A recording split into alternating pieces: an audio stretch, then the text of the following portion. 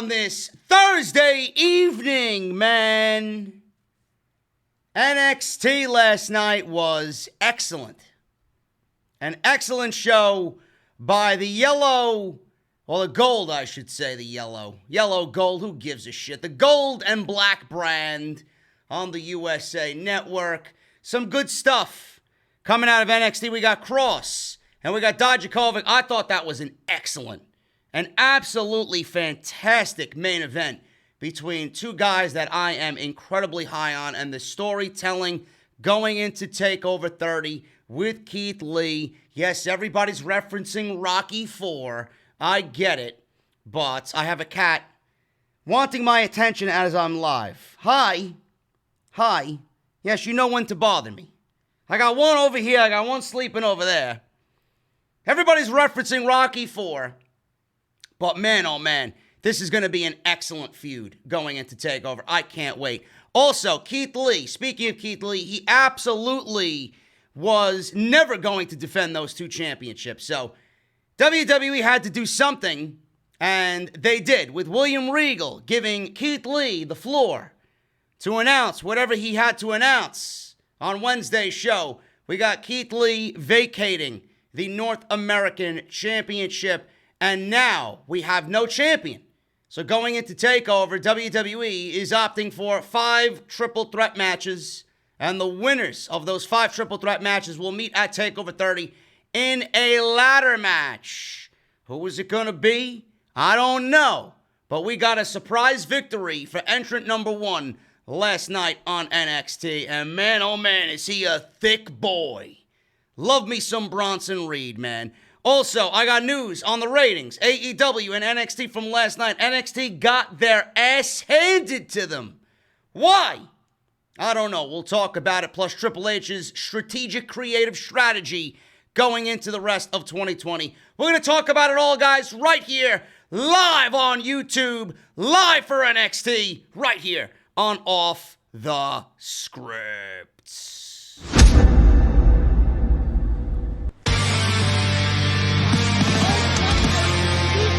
Delete this man.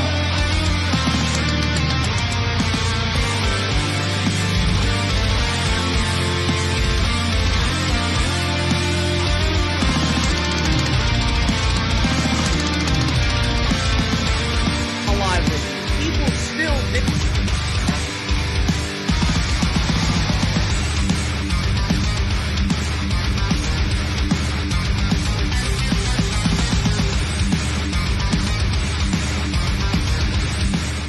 What is going on, guys? Thank you again so very much for joining me and spending your Thursday evening with me right here on Off the Script. This is your official NXT review right here on OTS for last night's show. We are on the road to WWE NXT TakeOver 30, aptly named 30 because this is the 30th version of TakeOver. There will be no SummerSlam weekend. Everything's happening outside of Orlando in the Performance Center.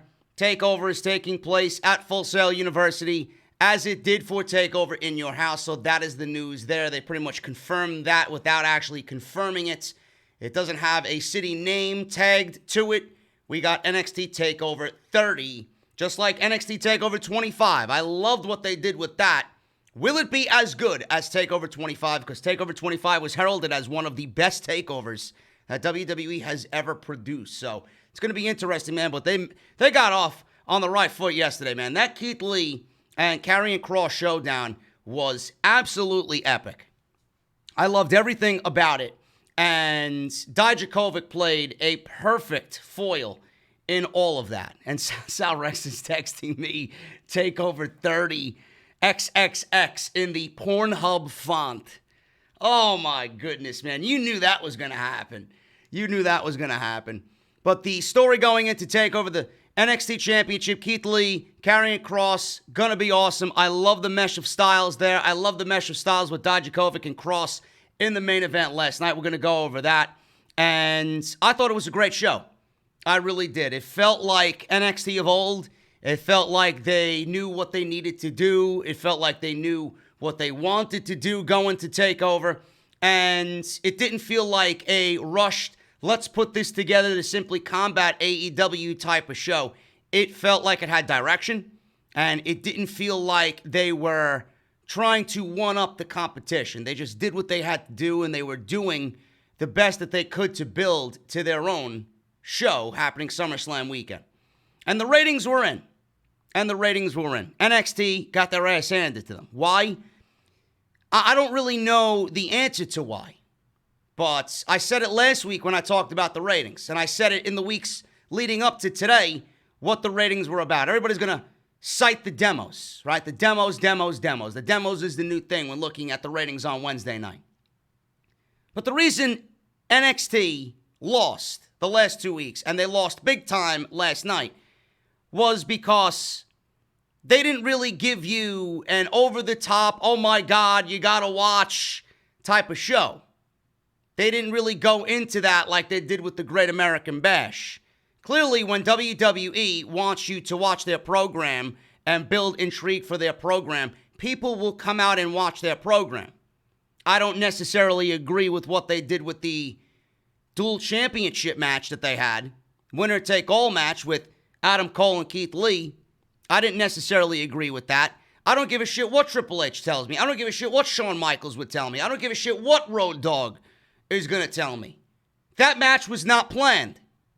That was a shot in the dark, let me throw a dart at the wall and see if it sticks type of creative decision, and that's exactly what they did. How can we combat Fyter Fest with what we got going on here? We got nothing. No, that's right. We'll do the Great American Bash. And we'll do a winner-take-all match. Keith Lee and Adam Cole. Champion versus champion. One guy's walking out with both titles. When has NXT ever done anything like that? Never. NXT has always kept their titles and has done such an exceptional job at keeping their titles separate. The NXT Championship was the NXT Championship. The North American Championship was the North American Championship. The Women's Championship stayed in its own lane. Never did NXT mix the NXT Championship with the main roster. Now all of a sudden you got Charlotte holding the NXT Championship earlier in the year. You got Keith Lee and Adam Cole fighting for winner takes all. Why? Why? For the NXT that I know for the last 7 years, they never had to do anything along those lines. Now they're doing it because AEW. Now look at where it got them. Did they think? Was this in the plan? Oh man, we got one guy holding two belts. What are we going to do now? Did they think about that before they actually made that match with Adam Cole? No. The answer is no. They put that shit together on a whim, and they put that shit together with 1 week build. All for the sake of competition. All for the sake of beating AEW at their own game. They got Fyter Fest. We got the Great American Bash. Fuck those guys. We're going to do it better. And nobody's going to convince me otherwise that that was the plan. It was a good idea for the now. But what it did is really handcuff them creatively moving forward. Now they're in a situation where it gives them opportunity to build TV going into the next couple of weeks. They got these triple threat matches that apparently are going to be must-see. Who's going to make the ladder match? Who's going to win the North American Championship? I love shit like that. If there's one company in the United States that's going to really move forward and make sense of a lot of things, it's NXT. But we all know why they did what they did. We all know why they gave that match. We all know why that match was leaked.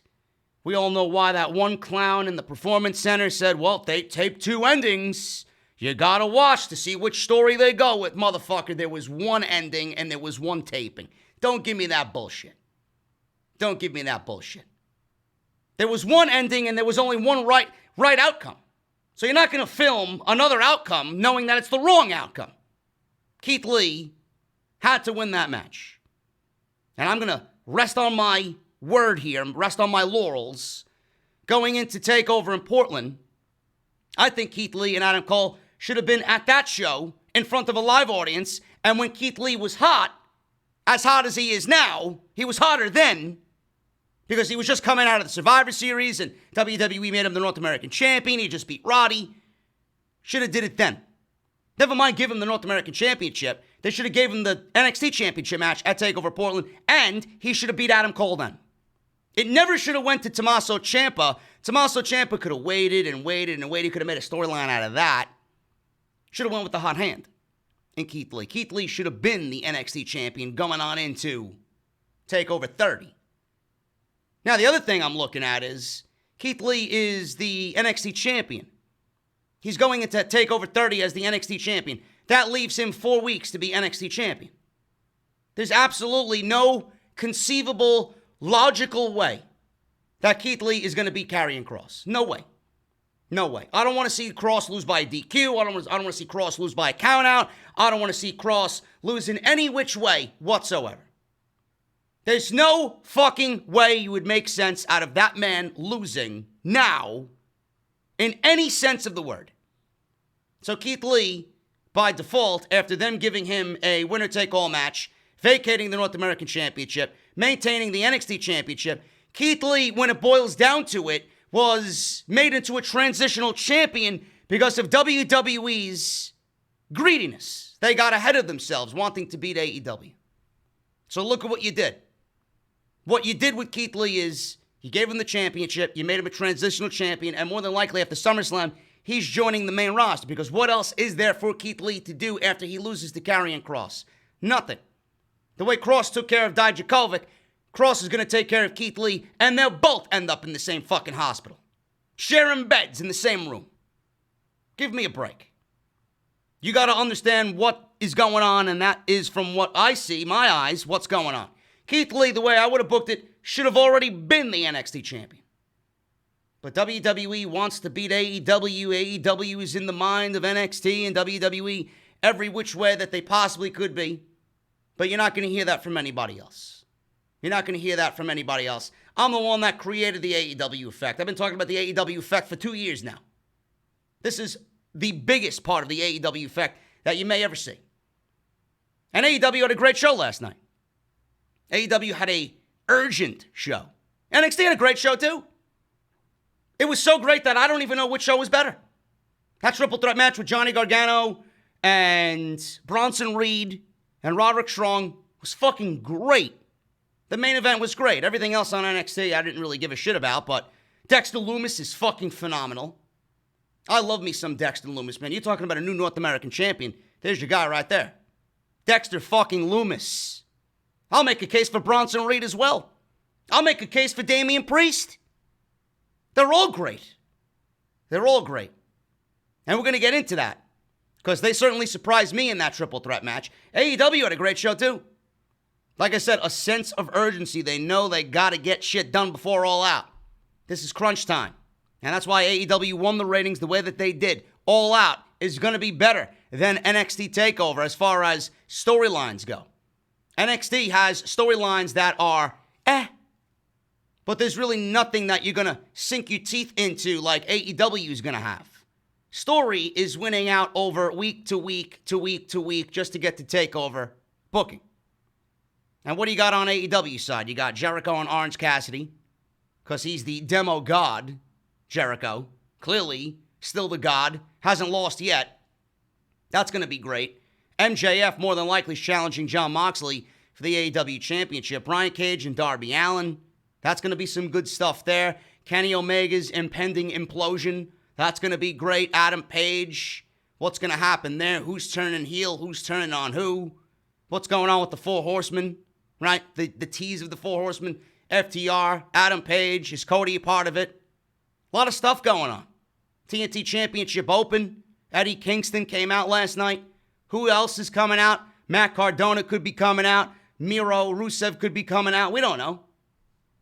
WWE right now doesn't have that intrigue factor. AEW has always had that intrigue factor. NXT used to be known for stories. Lately, they've moved away from the stories. AEW is telling stories.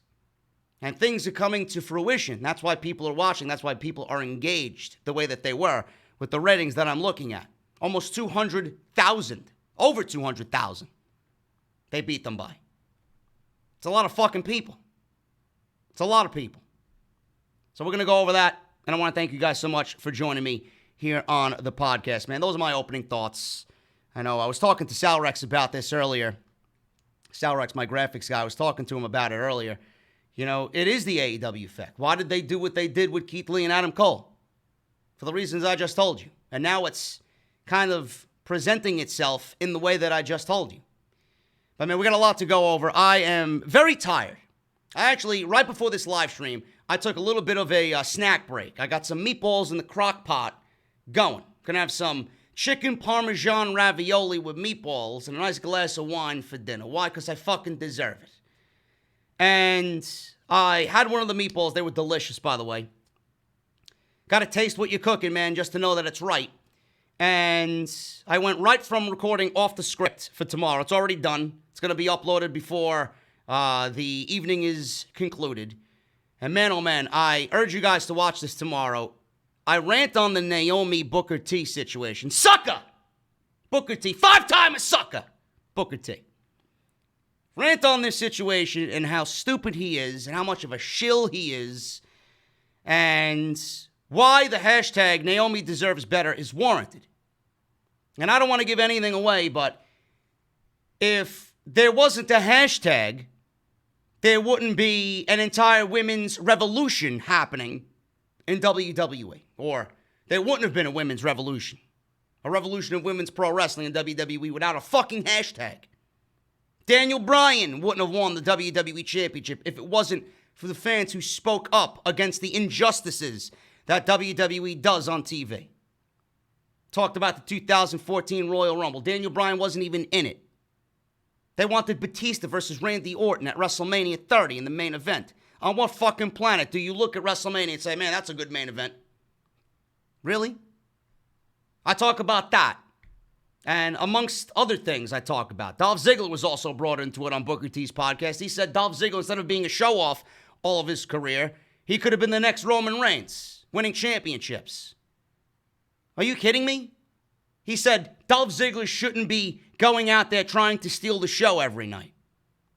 Why not? If I'm owning a wrestling company, I want 15 Dolph Zigglers on my fucking roster. If I don't have someone wanting to steal the fucking show every night, then he's not doing his fucking job. Give me a break. Booker T, I go in on him, I rip him in a savage way, and Naomi deserves better. I think at the end of the day, we can all agree that Naomi deserves better. So you got to watch tomorrow's show. It's one of those rants that I've been come to, be known for. So check it out. We also talk about Vince McMahon and the ratings. People are scrambling to write for Vince McMahon and please Vince McMahon. Why aren't they writing to please me? Why aren't they writing to please you? And then Saturday, we're going to go over and create a bullet point presentation on how to fix Monday Night Raw. Because Monday Night Raw right now and SmackDown are being looked at by Fox and USA Network. And man, oh man, they are losing patience. Their patience has run thin. Fox and USA Network. But Vince McMahon doesn't care about the ratings. He thinks the ratings are going to go back up. Vince thinks the ratings are going to go back up. Vince thinks that fans are going to be back in attendance at WWE shows in September. Old man, you are living in another universe. The WWE universe, obviously, is far, far away from planet Earth. I don't know where the fuck you're living. I don't know what the fuck you're smoking or who the fuck you're talking to. But you ain't having a single soul in an arena in 2020. And he thinks the ratings are going to go up. I'm sorry, isn't football starting in September? MLB, 60-game season with extended playoffs as of today. Then you got NHL and the NBA tournament for the finals. NHL has a bracket-style tournament as well. He thinks people are going to watch WWE over sports that have been missing for 5 months.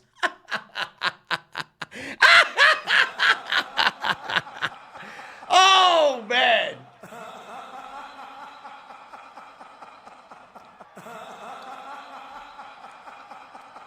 Guy is a lunatic, man. He really is a lunatic. In fact, the ratings, man, I would not be surprised if we start seeing 1.2s and 1.3s. I mean, we're almost there now anyway, right? We got 1.6s happening. Every week, it's like Raw topped its worst rating ever. Every week. You look at the top 10 for Monday Night Raw ratings. This year alone, all top 10 of those ratings happened this year. Worst ever. Yet he's happy about the ratings. Maybe he should be happy about putting on a good show, but that seems to be a foreign concept to Vince McMahon nowadays, especially with Bruce running both shows. Oh, man, it's going to be a good show tomorrow, believe me. I absolutely thank you guys for joining me here on the podcast. How many of you guys watched the Off the Script Extra that I uploaded earlier? We talked about Stephanie McMahon, Bayley, possible tease for SummerSlam match. I'm keeping my fingers crossed. I hope not. Rey Mysterio and his contract talks. He was at Titan Tower in Stamford, Connecticut, talking about a potential new contract extension. Don't know what happened with that. I'll keep you guys posted. Bray Wyatt possibly going babyface with The Fiend. Undertaker has a TikTok now. I don't know what world we're living in, man. I don't know what the fuck's going on this year where The Undertaker has a goddamn TikTok account. What is it going to be uploading? It's going to be uploading the Graveyard Dance? It's going to be singing along to Kane's theme song, lip-syncing Kane's theme song? Give me a break. Then we got Tessa Blanchard holding the Impact Championship hostage for $150,000. Now, you know, if you want a job with a promotion, I don't think holding stolen property hostage for ransom is the way to go about it. Just saying.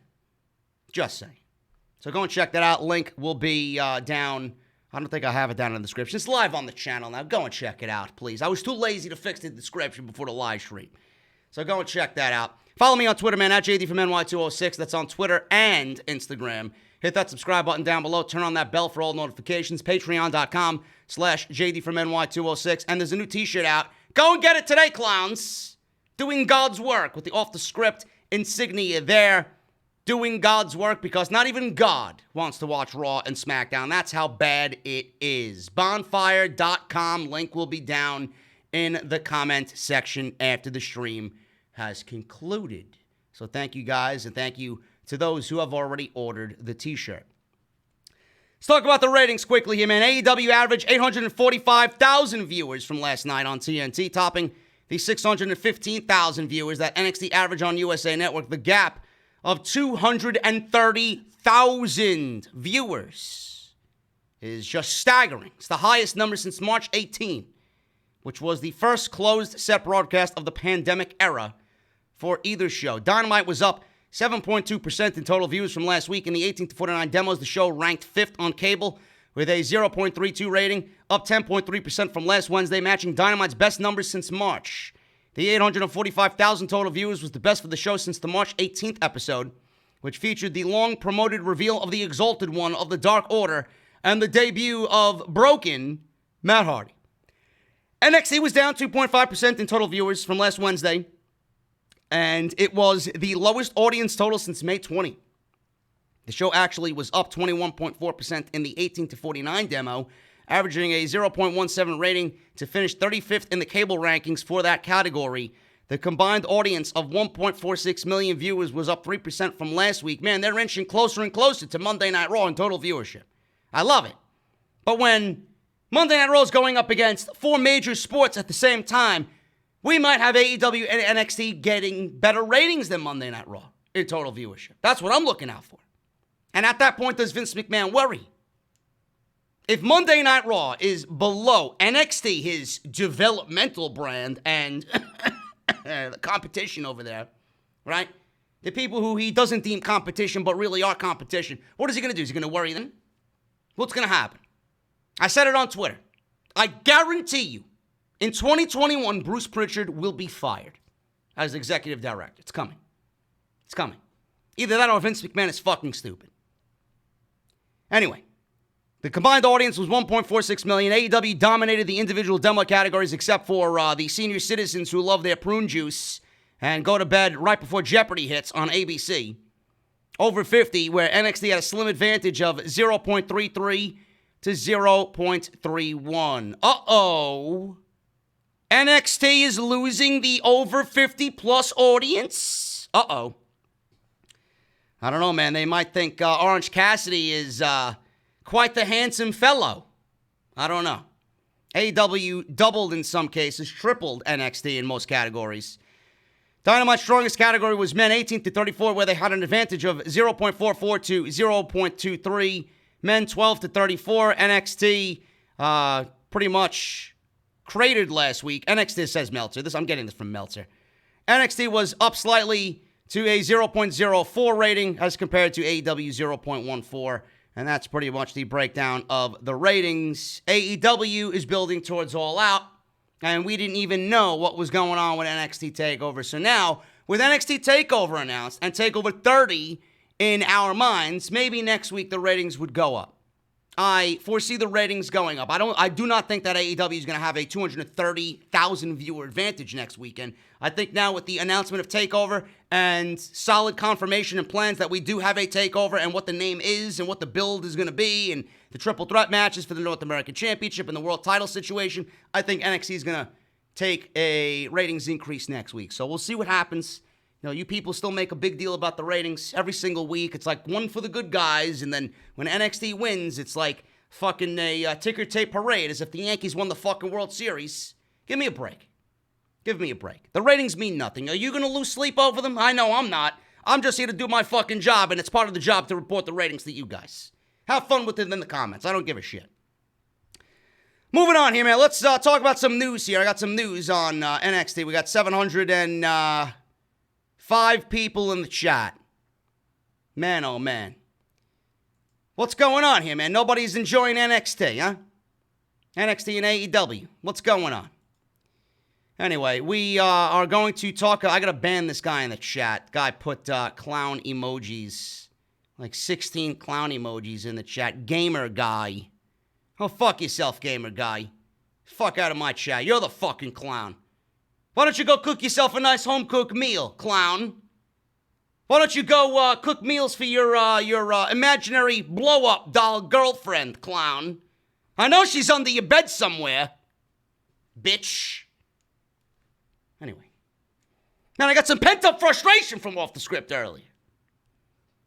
Anyway, let's talk about the fucking strategic creative booking strategy that Triple H has revealed for the rest of 2020. Now, he spoke to Yahoo Sports. Triple H did.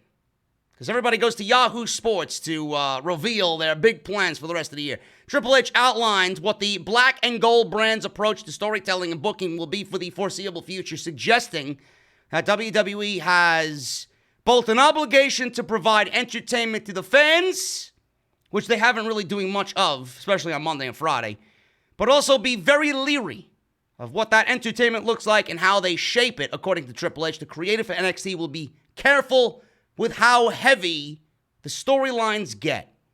It makes sense considering the number of fans have probably lost loved ones or have been hit hard financially during the pandemic. Many are likely out of work, others struggling to keep up with the demands of a changing environment that surrounds them. NXT understands that a number of issues are sensitive, and as a result, they likely won't broach certain topics. He claimed the goal of NXT will be to help people to tune in and then tune into WWE and have some fun for just a little bit. So I guess that would really give us the reason why Robert Stone is on TV screaming as he gets run over by a children's tank every single week, pretending that his foot and his ankle are broken, thanks to the Tonka truck that Shotzi Blackheart is driving around. I'm assuming that is what he wants us to do and have some fun with. Give me a break. I want my NXT back. I don't want to have fun. I'll have fun watching a fucking program that I know is NXT. That's my fucking fun. I don't need to see this fucking fun, lighthearted, ha-ha-ha shit. Just give me my fucking NXT back, please. They want to help people. This isn't necessarily new messaging, as WWE has publicly stated that they feel like they're woven into the fabric of society. They have an obligation to keep producing content during the pandemic. But Triple H added that it's easy to lose perspective. He wants NXT to be a method of escapism. Most of the time when I watch Monday Night Raw and SmackDown, I want to escape away from my fucking TV. I don't watch your show to find escapism. In fact, the only thing I watch when I watch your show, or the only thing I get when I watch your show, is sadness and depression and anger and frustration, because you don't take the fans to be of importance. You don't take any of them to be of any type of importance whatsoever. You take us for granted. Yet you want us to think that WWE is woven into the fabric of society and we're going to use you as escapism. Oh my God, I can't wait for WWE television. I'm going to leave my worries of the coronavirus at the door. I'm going to sit down and watch WWE. How many people are watching WWE? The 1.5 million that have dwindled to nothing on Monday night? What about the 1.7 million on Friday? Now that things are opening up and you can go outside and drink a nice cold beer outside of the fucking bar somewhere, who the fuck's gonna stay home and watch SmackDown knowing that Sheamus is calling Jeff Hardy a junkie? Give me a break. NXT focuses on bringing more fun to the product, perhaps thinking of more ideas like the rehashing of In Your House and Great American Bash monikers, or the Robert Stone situation like I spoke to you guys earlier about. Now, will WWE as a company follow the same directive? Could be what's killing the company right now.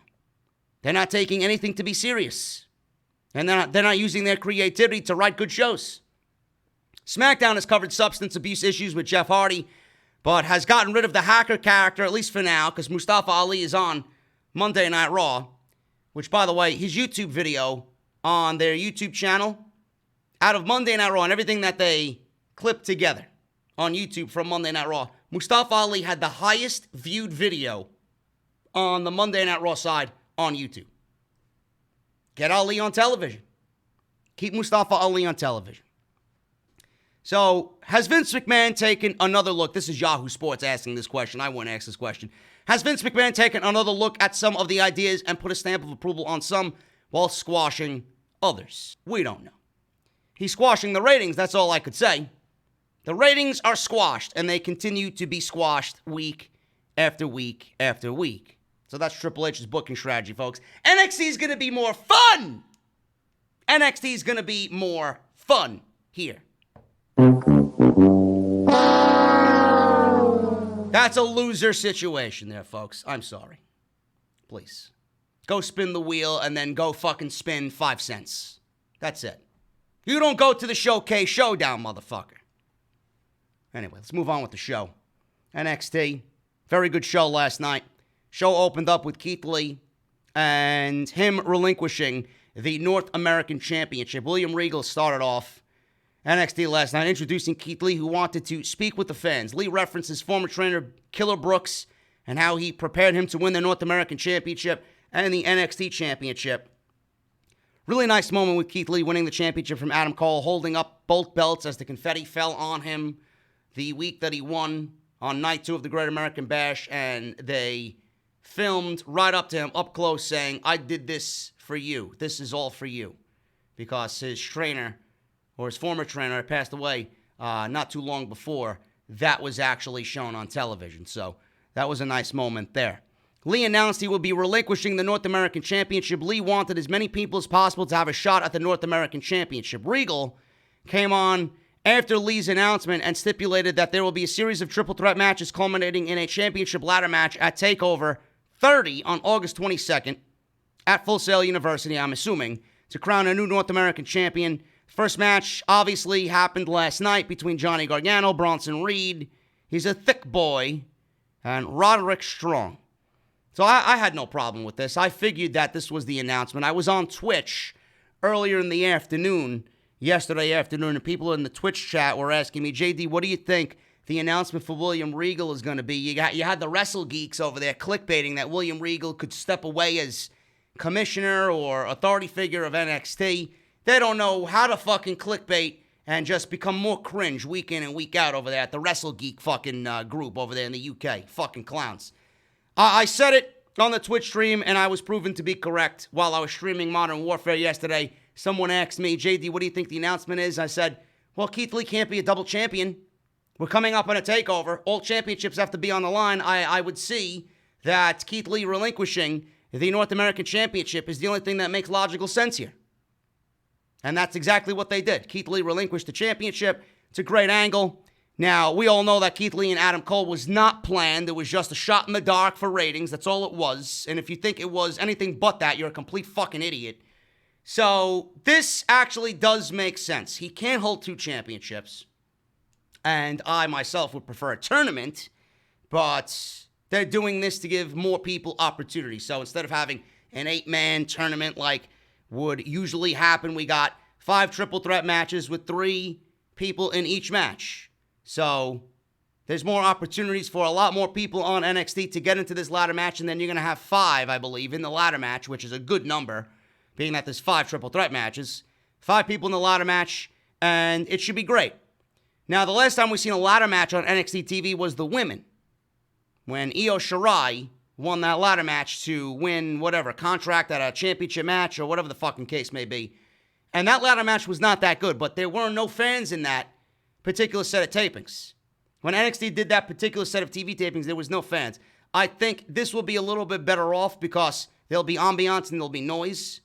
And I wanted to say that ladder matches are not going to really play well in this pandemic era, but I think with some noise being there, it should be really good and it should be competitive. And I'm excited to see where they go with this. This was the logical outcome here, and I'm glad that they did what they did. And Keith Lee vacated the North American Championship. So good stuff there and a great angle to build excitement over the next couple weeks on television, which leads to a match at TakeOver, which crowns a new North American champion. And it's always fun when we got a new champion and a new era and what he does, whoever wins that match, what he does with the North American Championship moving forward. My immediate pick for the North American Championship is Dexter Loomis. I said it on Twitter today when I was watching NXT earlier this morning with a nice cup of coffee. I said to myself, if Dexter Loomis is not a champion in 2021, WWE is absolutely doing it all wrong. And he may be a champion coming out of TakeOver. The way that he's been booked, he may very well be the new North American champion. And you know what? I would have absolutely no problem with Dexter Loomis being a North American champion. At all. The guy's offense is fucking believable.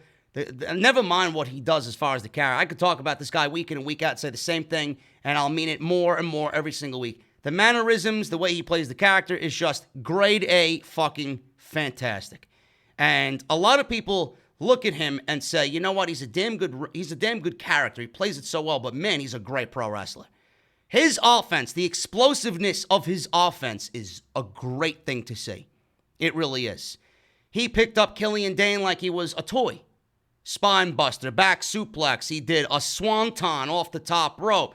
He was doing flipping he was doing like some acrobatic leg drops in the air. The guy's crazy. The guy is really, really starting to become the best thing on this show. Outside of Cross and what Cross is doing, Dexter Loomis right now is one of the best things in all of WWE. And if he became North American champion, I would have absolutely no problem with that. Dexter Loomis wins here in 12 minutes. Dane was beating down Loomis with various holds and some joint manipulation like those UK fellows do. So Loomis continued to take punishment. The announcers pushed the idea that Loomis, how is he going to come back against the oversized Killian Dane here? Loomis mounted a comeback, started to come back, getting a near fall with a back suplex, but missed a top rope moonsault. Dane then beat Loomis into the corner, hit him with a cannonball, a power bomb, and then an elbow drop for a near fall. Loomis then mounted with a Luthez press. A nice comeback here. Both men started to trade moves late towards the end of the match, leading to an attempted top rope suplex, which Loomis converted into a senton after knocking Dane off the top rope to the mat. Loomis followed up with a Uranagi into the Katagajime chokehold, and that was it. And Loomis wins in 12 minutes. Really, really good stuff here. And Dexter Loomis continues to prove why he absolutely deserves some sort of recognition to be in a title hunt, to even be North American champion week in and week out, man. Got to give credit to Dexter Loomis. The guy is absolutely on fire right now on NXT. Mackenzie Mitchell, she interviewed Roderick Strong about his thoughts on the triple threat match. Strong said that it is an opportunity for the Undisputed Era to regain the spotlight. He was the only one from the Undisputed Era on this show. No Adam Cole, which, by the way, if you guys seen, I think I'll talk about it in an extra sometime this week. Adam Cole was on the Pat McAfee podcast, video podcast. I don't know where this thing was broadcast from, but Adam Cole told Pat McAfee to go fuck himself. You invite me on this show, and this is the way you want to fucking act towards me. Go fuck yourself. And he walked out, slammed the door, and told Pat McAfee he's a fucking motherfucker. I loved it. Now, clearly it was a work, but I love when they take something that is Something everybody wants to say to Pat McAfee, play it off, and Adam Cole played it beautifully, brilliantly. So if you guys missed that Pro Wrestling Sheet, and He Who Shall Not Be Named reported it earlier today, so go check that out. But Roderick Strong was the only member of the Undisputed Era here on this show tonight. He was saying it was going to be an opportunity to regain the spotlight for the Undisputed Era.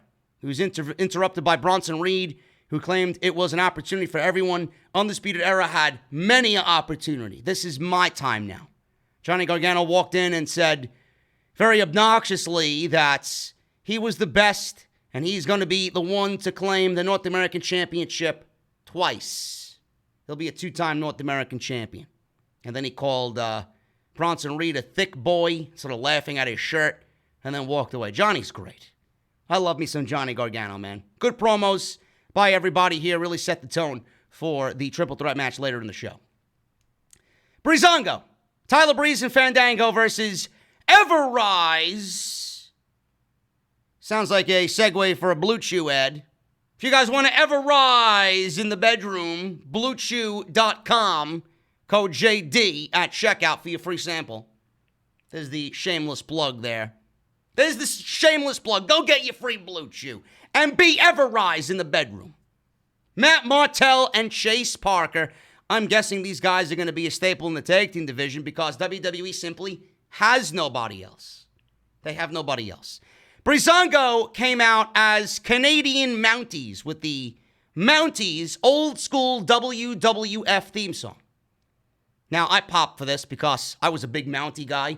I was a big Quebecers guy with Jean-Pierre Lafitte and the Mountie as tag team champions, the Quebecers. I thought they were a great fucking tag team, managed by Johnny Polo, a.k.a. Raven. So they came out dressed as Canadian Mounties because Everrise are Canadian. So Breezango continues to have some damn good entrances. But this was a pretty good tag team match, man. Breezango showed some fire here, winning in 4 minutes. And we got Fandango getting the tag in. Took out both Martel and Parker with the mountain dive, the Mountie mountain dive off the second turnbuckle to the outside. And Breeze and Fandango gave stereo super kicks to both members of Everrise. And Breeze got the pin. They win in 4 minutes. Good match here. Really set them up for tag team championship opportunities, I'm assuming, going into TakeOver. We may be getting Breezango versus Imperium, who we have not seen in recent weeks on WWE TV, so that should be interesting. They don't really got anybody else. They don't got anybody else in that tag team division. I wonder what they're going to do. Man, tag team wrestling has fallen in NXT. It used to be the one thing that I would always go and be most excited about, and now they don't really have anybody. Imperium's not even an NXT team. They're an NXT UK team that is here in the United States. Breezango is a main roster team that Vince did not get over on the main roster, so they made their way back down to NXT. We got Oney Lorcan and Danny Burch, but Oney Lorcan is feuding with Timothy Thatcher. And we got Indus Sher to Jinder Mahals. I don't want to see Jinder Mahal himself on TV. And then I got to see two Jinder Mahals and Indus Sher on TV. Please, spare me. That's all they got. That's all they got. NXT needs some tag teams, man. I don't know what they're going to do to rectify that, but you got to do something. AOP, when they come back, ain't doing much of anything, right? Rollins seemingly moved on from AOP. Send AOP back down to NXT when they get back to action. Send Ricochet and Cedric Alexander back down to NXT. You ain't using them on the main roster or anything important. Breezango wins in 4 minutes. Aaliyah versus Shotzi Blackheart. Aaliyah was with Robert Stone. Normally I would shit on an Aaliyah match. This wasn't that bad whatsoever. Shotzi was flawless. Aaliyah was really good. Aaliyah's getting a lot better in the ring. Ever since Aaliyah separated herself from Vanessa Bourne, who apparently is going to the main roster. She was supposed to be a Paul Heyman project, from what I was told. A Paul Heyman project and Vanessa Bourne. Clearly Paul Heyman's not there. And Vanessa Bourne, I don't even know if the WWE realizes that she's on the main roster or not. I don't think the WWE realizes that she's even employed with the company. So she's just waiting and waiting and waiting. She's been tweeting on social media, maybe you like me in red, signifying Raw for red. Or maybe you like me in blue, blue meaning SmackDown. I don't like you in any color. Seriously. Maybe outside the ring, but inside the ring, please, spare me. Nobody wants to see Vanessa Bourne on Monday or Friday night. We already got somebody like that in double doses, and they're called the Iconics. Nobody wants to see a third Iconic on WWE television. And even then, I'd probably take Vanessa Bourne over both Billie Kay and Peyton Royce. Aaliyah is getting a lot better, though, from what I wanted to tell you earlier. Aaliyah is getting a lot better. I think working with Robert Stone has kind of upped her game in the most weird way possible. It's very bizarre. But being paired with Robert Stone has really given her, A, more TV time, and B, more time to kind of get across what she wants to get across in the ring. She worked with Rhea Ripley. She worked with Shotzi. So she's coming along quite nicely. My cat is jumping. Look, my cat is... She's going to knock down my fucking iPad keyboard. I'm like, what is going on? This is why I got to keep my fucking door closed, man. I keep it open. My cat literally scared the shit out of me just now. I keep the door open because I don't like when they're just confined to the living area, because I got the door to my bedroom closed because I don't want them in there. I don't want them in here when I'm recording, but I feel bad for them, so I leave the door open, and then they take advantage of me. What are you doing? You gonna sit down? Fuck's wrong with you? See, I'm working over here. That's right, lay down, look. Jesus Christ. I don't got no peace here. Look, she's laying down, look. See, now she's laying down. See? I just made her the star of the show. I just made her the star of the show now. Anyway, told you, man, it's off the script. It's off the script. Can't help it, man. We're live. Anyway, Aaliyah and Shotzi Blackheart. This was fun. This was actually fun. We got Aaliyah and Shotzi really going at it, man. I love Shotzi. I think she's great. But I feel like Shotzi is going to be, especially after what we've seen in this match, I feel like Shotzi is going to be set up to kind of get wins, and then they're going to scale her back. Get some wins, scale her back. And then it's going to be like they're pushing Shotzi, but in the end, it's almost as if she's like a top-tier enhancement talent. She's getting other talent over. And that's exactly what they're doing here with Shotzi. So we got Aaliyah and Shotzi, with Shotzi winning in 8 minutes. Aaliyah hit several suplexes to get a couple of near falls before putting Blackheart in a camel clutch. Blackheart was able to escape, got a 1 count with an Oklahoma roll. She followed up with several strong moves, including face planting into the ring. Aaliyah escaped a double chicken wing and ran Blackheart into the turnbuckle, then rolled her up, putting her legs on the ropes. She tried to get a leverage pin. Did Aaliyah? Referee saw that, broke up the pin. After some interference by Robert Stone, so he was there. We got a vicious knee from Blackheart. Blackheart then went up top, gave Aaliyah a diving senton, which looked beautiful off the top rope. She got the win. Shotzi wins in 8 minutes. After the match, Blackheart got in her tank and drove over Robert Stone's other ankle, and he started screaming in pain.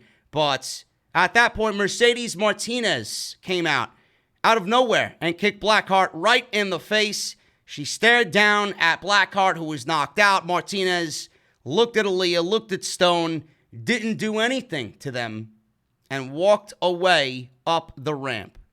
So that's that. So we got Miss Martinez here, Mercedes Martinez, coming out and saving Robert Stone. So is she going to be a part of the Robert Stone brand? I don't know. We'll see. We'll talk about it a little bit later because they had another interaction later in the show. Johnny Gargano versus Bronson Reed versus Roderick Strong. This was the first of 5 triple threat matches for entry into the TakeOver ladder match at TakeOver 30 for the North American Championship. Now, I'm going to be honest with you guys. Watching the field here, or looking at the field here. Roderick Strong, Bronson Reed, and Johnny Gargano. I looked at the field and I'm like, all right, Roddy, let's try and do process of elimination here.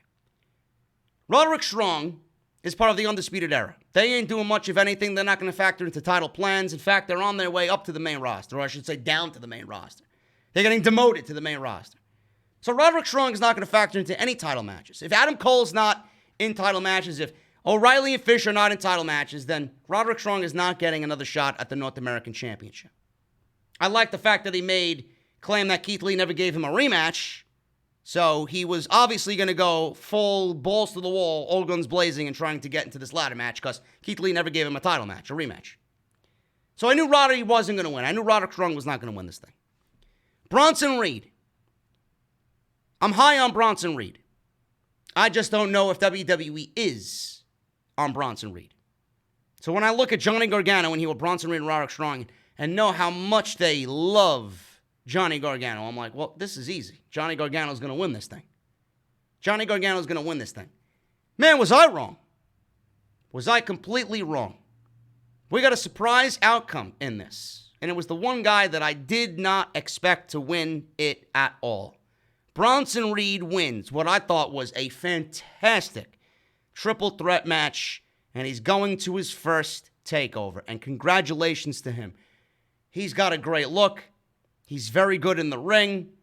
I don't know what else I could say about Bronson Reed that I have not said already.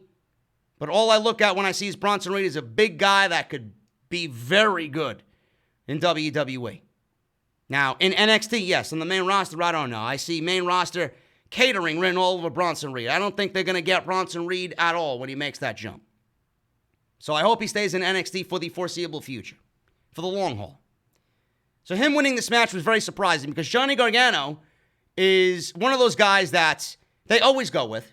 And he's made claims that he wants the North American Championship back. He's made claims to Keith Lee. He's made claims to Finn Balor. So I'm like, this is easy. Johnny's going to win this. And then Bronson Reed ends up winning this. Now, for the first good portion of this match, we got both Roddy and Johnny Gargano working over Bronson Reed. It's the typical multi-man match. We see it in the Royal Rumble. We see it in a triple threat match like this. When you got a guy the size of Bronson Reed, we see the two smaller guys try and take out Bronson Reed, get rid of the biggest threat, and then go to work on themselves. And try to win the match one-on-one by taking out the biggest threat. And in this match, the biggest threat was Bronson Reed. So we got Bronson Reed being taken out of this thing. And we got Roddy and Johnny Gargano. So they're going chops to the chest, trading chops. And we got Reed back in the action eventually. He clotheslined both Gargano and Strong. Reed then stacked both men up on his shoulders, delivered a Samoan drop to both guys at the same time. Gargano and Strong battled on the top turnbuckle. Reed came up and put Gargano in an electric chair. But Gargano was able to reverse the move and flip Reed into a reverse poison Rana. Unbelievable. Great spot there. Before Gargano could cover Reed, Strong laid in a knee and attempted to steal the pin, but Gargano super kicked Strong, breaking up the pin. All three wrestlers were down. They were all trying to come to again. Gargano went after Reed's knees, had him in position for a slam on the apron to the floor. But when Strong ran the ropes, landed a knee into Reed's face. He was in a powerbomb position with Johnny Gargano on the outside. Johnny was looking to powerbomb Bronson Reed. Roddy in the ring, ran the ropes, knee to the face. That gave Gargano the momentum he needed to the powerbomb on the floor. Unbelievable. Bronson Reed hit hard on the floor off of that powerbomb. So with Reed out of the match now, completely, now it's Roddy and Gargano. So we got Reed out of the match. Strong and Gargano exchanged move after move, trade several near falls. The final sequence of the match had Gargano lawn darting Strong into the corner, followed by an attempted super kick, which Strong countered into a backbreaker. Gargano was able to get enough space to land a DDT. He landed his signature DDT, and he was going for the win. It looked like Johnny Gargano was going to win. And my prediction would have become a reality here, but Bronson Reed, out of nowhere, after the powerbomb on the outside, landed a giant splash. The best top rope splash in the business right now is Bronson Reed. Off the top turnbuckle, onto Gargano, got a 3 count and a win, and he got a spot in the TakeOver ladder match at TakeOver 30 SummerSlam weekend. Excellent. Excellent triple threat match. Surprise outcome. And the one other thing I want to make mention to you guys, if you're not aware, Bronson Reed winning this thing kind of gives you the impression that it's not going to be who you think in this ladder match. Like I initially thought. I initially thought it was going to be Gargano. And then from Gargano, we're going to get Damian Priest. And from there, we're going to get Finn Balor. And bigger guys like that. like tying up feuds right now that we've seen with Balor and Gargano and Priest and what's his name, Cameron Grimes, and maybe add a fifth guy in there, like a wild card, like a Timothy Thatcher or something that's been hot on TV now. I don't think WWE is going to go the usual route here. With Bronson Reed winning, this could set up the entire match to be everybody legitimately getting a crack at the North American Championship for the first time. It could be Damian Priest. It could be Bronson Reed. It could be Dexter Loomis. It could be Cameron Grimes. You know? Who else they got? I don't know. We might have a surprise waiting for us. Who knows? Who knows? Could be Velveteen Dream. Velveteen Dream might be ready to come back. Who knows? It could be a surprise. Probably not, but who knows? But Johnny Gargano losing this kind of offsets the rest of the triple threat matches. Finn Balor's in a match next week. I don't see him winning. He's in a match with Dexter Loomis and Timothy Thatcher. I'm going with Loomis. So Johnny Gargano not winning could be a sign that this is going to be a real opportunity for guys that haven't really gotten an opportunity yet at a major championship. All the other guys, the usuals, have gotten an opportunity. And even then, when we get to TakeOver and we get this ladder match, I'm not even going with Dexter Loomis. Dexter Loomis is my personal choice. I'm going with Damian Priest. I'm going with Damian Priest as the new North American champion. Just the way that they've built him up. But this was a great triple threat match. 21 minutes it went. Bronson Reed wins. Great stuff here. Timothy Thatcher versus Oney Lorcan. We got another match with these guys. Again, not my cup of coffee, but man, can these guys work.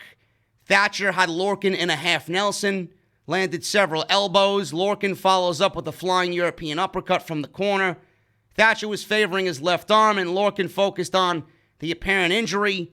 Lorcan continued to concentrate on the arm. Thatcher was able to drag Lorcan down to the mat using Lorcan's trunks. He hooked the trunks in a pinning combination away from the referee. So Mr. Submission Specialist here had to hook the trunks to get the 3 count on poor old Oney Lorcan.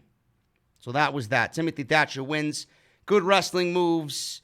No real big flashy stuff here as usual. And Timothy Thatcher gets the 2-0 advantage on Oney Lorcan. Now, if I'm WWE, the fight pit stipulation, that big cage that Timothy Thatcher beat Matt Riddle in before Matt Riddle made the jump from NXT to SmackDown, I could see this being brought into this feud because Oney Lorcan has lost once. He lost by cheating here. Maybe Lorcan challenges Thatcher to his own match. No rules. I know I could beat you. Let me do it on NXT TakeOver. And we'll do it by your rules because I know I got you. You cheated to beat me. So I could see Lorcan and Thatcher having a fight pit match or a pit fight match at TakeOver 30. And I think a lot of people would actually like that. And I think the two styles obviously would go perfectly in that. And I think a lot of people are expecting that. So let's do it. Let's get the brutality. Let's get the blood. Let's get the intensity and the fight pit going between Lorcan and Thatcher. Two perfect guys for that situation. Dominik Dijakovic. Love him. Think he's great. This is his send-off. This is my prediction. This was his send-off. Goodbye, Mr. Dijakovic.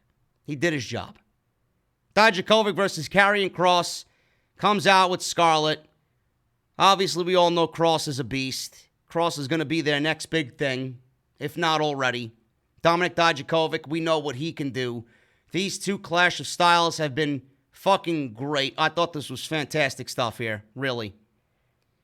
This went 14 minutes, and everybody referenced Rocky IV. I'm not going to do that here. You heard that from other podcasts. You heard that from, I believe, Don Tony and Kevin Castle. You heard it from other people on social media. Had that Rocky vibe towards the end of it. They said it. They brought it up. There's no mention of it here. There's no reason for me to mention it here. Okay? I just want to make sure you guys are aware of what the community is saying. The one thing I took away from this, I love the fact that Karrion Kross, as big as he is and how dominating he has been, that Dominik Dijakovic took it to him. When Dominik Dijakovic took Karrion Kross, not Keith Lee. Keith Lee came in the match a little bit later. When Dominik Dijakovic took Karrion Kross off of his feet and he suplexed Karrion Kross, and he took Kross up on his shoulders and lifted him up, and he threw him across the ring, and he knocked him to the outside with some stiff elbow shots, and Kross went down on the outside and went to one knee. I felt like it was Yokozuna being knocked off his feet for the first time. I remember watching when Yokozuna in the 1993 Royal Rumble, Macho Man didn't really do anything to knock him off his feet as far as offense goes. Macho Man was using his surroundings around him. Now, the ending of that Royal Rumble was fucking terrible, and they made Macho Man look like a fucking blithering idiot. But when Macho Man was using the environment around him to aid him in knocking Yokozuna off his feet, before Yokozuna even got in that Royal Rumble, he was never knocked off his feet. When Macho Man knocked Yokozuna off of his feet and he went falling down like a ton of bricks, Macho Man climbed the top rope and delivered the elbow drop, went for the 1-2-3 in a Royal Rumble, and Yokozuna from the floor lifted Macho Man over the top rope and eliminated him. Stupid. Absolutely stupid. But it was a situation like you're watching a giant motherfucker in Karrion Kross stand up and has been so dominant, and when Dijakovic, a man who's just as big as Kross, knocks him off his feet and he went to one knee on the outside and started taking some punishment, and Dijakovic was having his way with him for a little bit. It felt like a big deal. So I noticed that immediately while watching this match. I'm like, wow, we've not seen this yet. And Dijakovic took it to Kross, and it was believable. This is why I pushed so badly for Adam Cole to lose that title to Keith Lee. If that was the way that they wanted to go and they did what they did, there's no way Adam Cole is going to be able to do what a Dijakovic did here. There's no way Adam Cole is going to do what a Keith Lee is going to do at TakeOver. No way. There was no way you're going to make me believe Adam Cole's offense is good enough for Karrion Kross. This is why a guy like Dijakovic and Keith Lee play perfectly into what Kross has delivered so far in NXT. So Dijakovic knocked him outside the ring. Kross missed a punch in retaliation. Punched Dijakovic's face, or tried to at least, but he hit the plexiglass. Unfazed was Kross. Back in the ring, Dijakovic goes for a shoulder into the corner, but Kross nailed him with a knee. Followed up with a vicious DDT. Planted him like he's fucking planted azaleas in the fucking garden. Right down on top of his head was Kross with that DDT. Beautiful. So we go to commercial break. We got mostly Kross grounding Dijakovic during the commercial with a headlock. Back from commercial break, Kross landed a couple of shots, followed by a side suplex, a Saito suplex. Both men exchanged hard shots. Dijakovic landed a chokeslam for a near fall. Kross left the ring to recover, but Dijakovic flipped over the top rope, taking Kross down even more so on the outside. Kross recovered and threw Dijakovic into the steps and then proceeded to just bury him on the outside. So Kross recovered and threw Dijakovic into the steel steps. He then kicked the steps and positioned it with Dijakovic behind the steps. He kicked the steps, slamming Dijakovic's head into the steel steps. So imagine, you got the steel steps and the corner, the very corner of the ring, with Dijakovic's head on the floor. Kross kicked the steps into Dijakovic, into the steel post. Dead. Guy virtually murdered him on NXT. Kross then picked up the dead weight that was Dijakovic, threw him into the ring, dragged him like fucking a carcass, like roadkill, into the ring. Started grounding and pounding, slamming fists and elbows into Dijakovic's head. Keith Lee came out to stand in Dijakovic's corner. He asked whether Dijakovic wanted to end it. Kross continued to abuse Dijakovic. The referee kept asking Dijakovic, do you want me to end it? Do you want me to end it? No.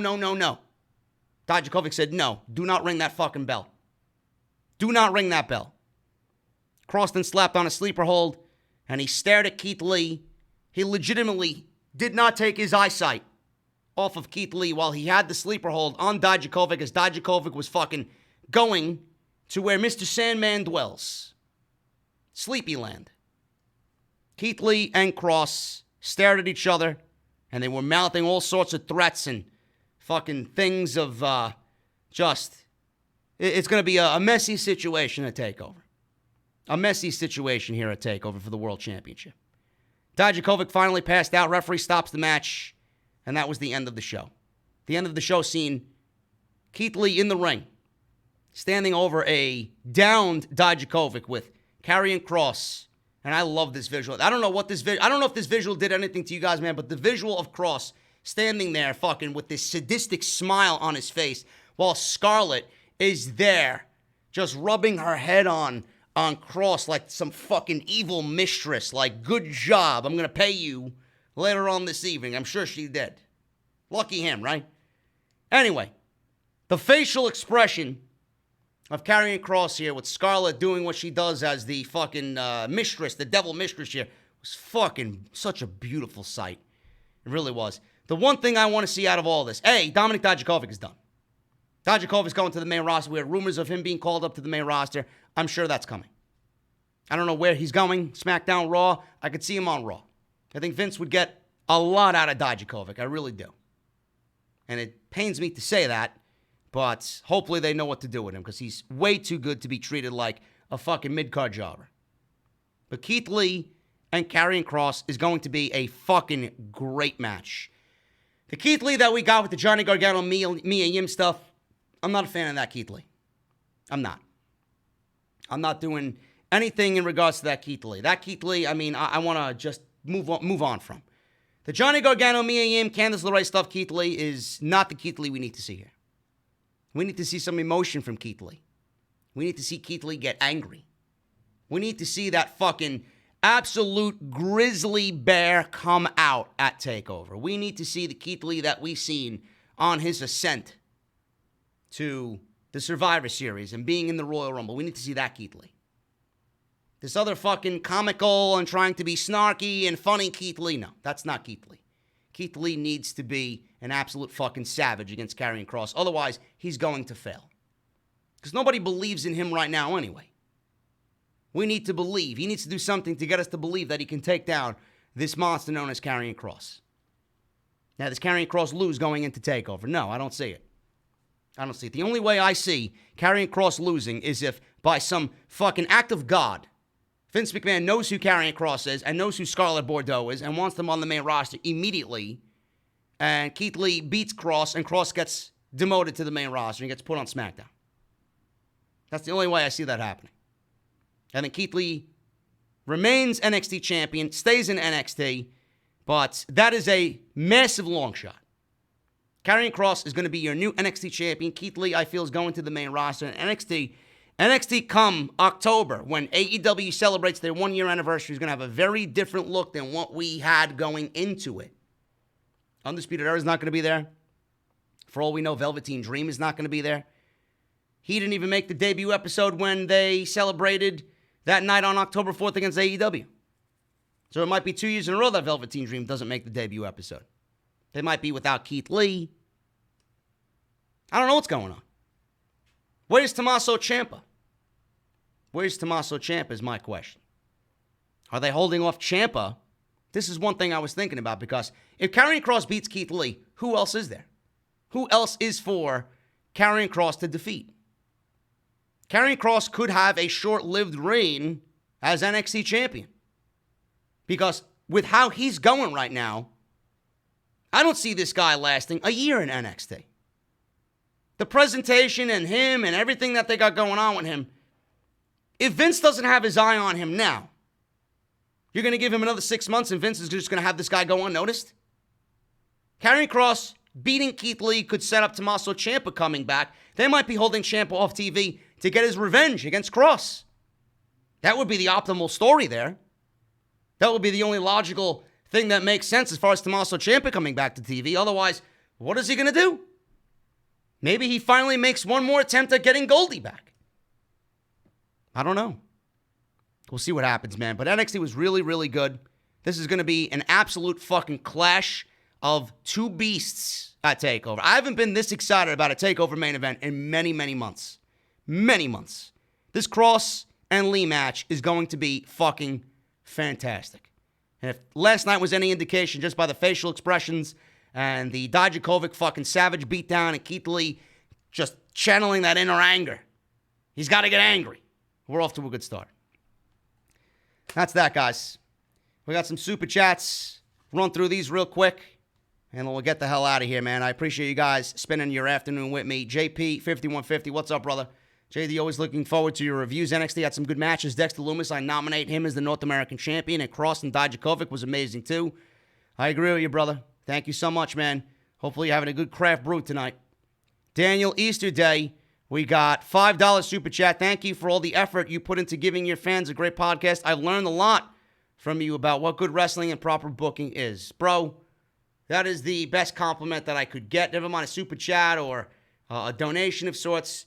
When I influence somebody and I steer them in the right when it comes to what we're watching, that is a win situation for me. I appreciate that, man.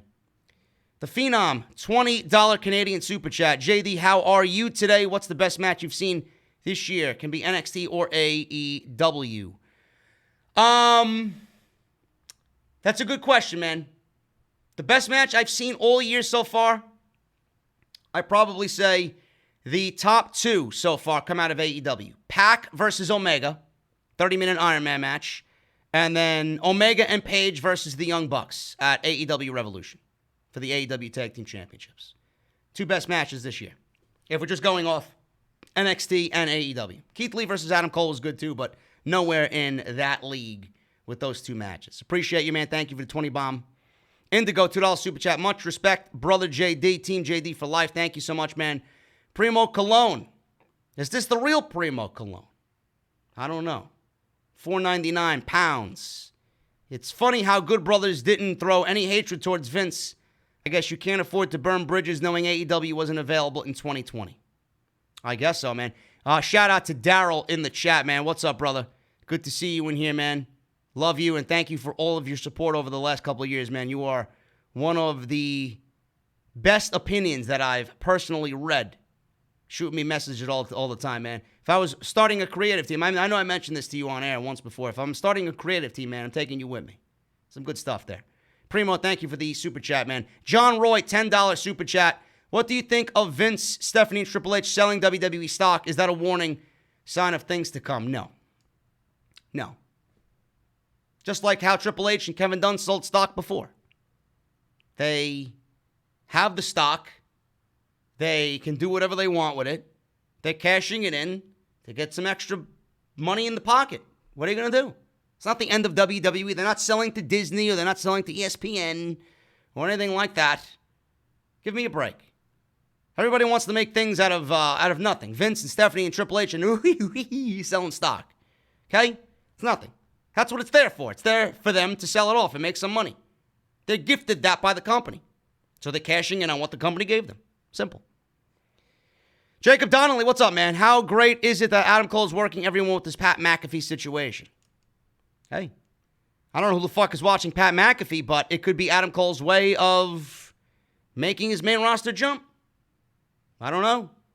Maybe he did something while under NXT contract, and they look down upon that, and maybe they get rid of him.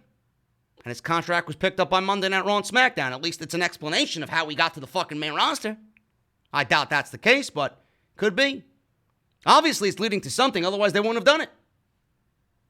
So we'll see what happens. Jacob, thank you for the $5. George Isaac, $5 super chat. Who do you think is the next North American champion? I'm going with Dexter Loomis, but I think Damian Priest is going to be the new North American champion.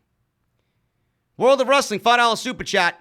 You should use Keith Lee's theme song for your intro on Raw and SmackDown review since you are the messiah of YouTube. Then I would get a copyright strike, bro. Can't have that happen to the channel. And John Hancock, $2 super chat. Did you talk about Adam Cole and Pat McAfee? No, I didn't.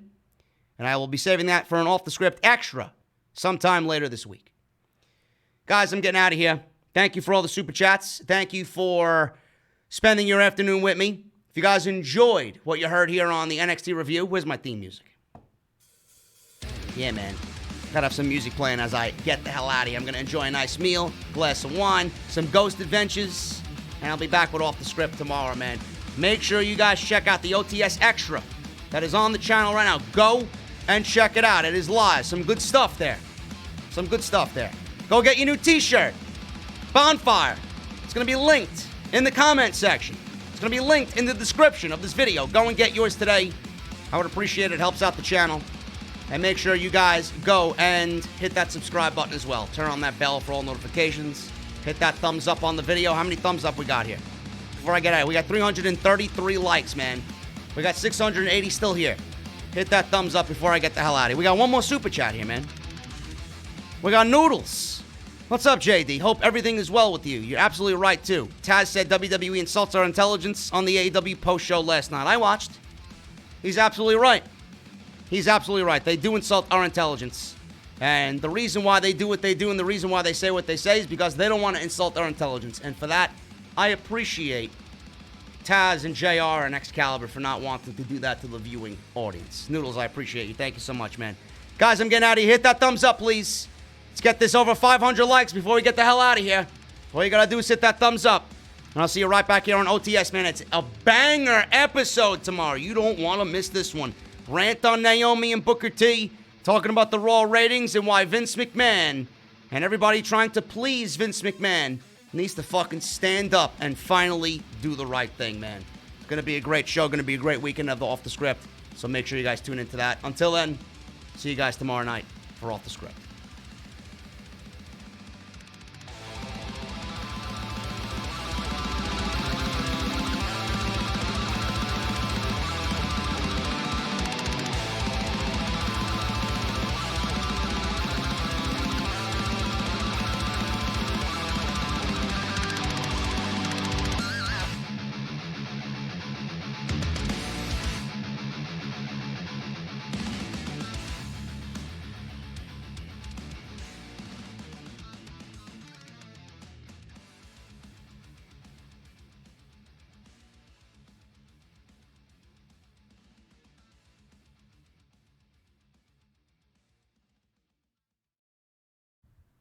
I know you're still here. You better hit that thumbs up, motherfucker.